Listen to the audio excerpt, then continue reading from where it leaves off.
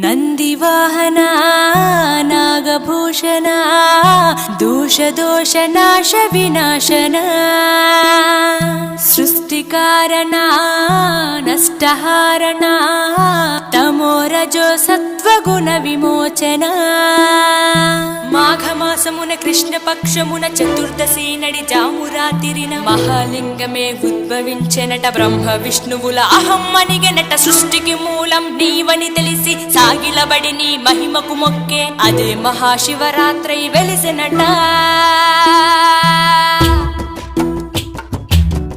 అరే ఓ జంగమా విభూది లింగమా పక్కన పార్వతమ్మ తలపై గంగ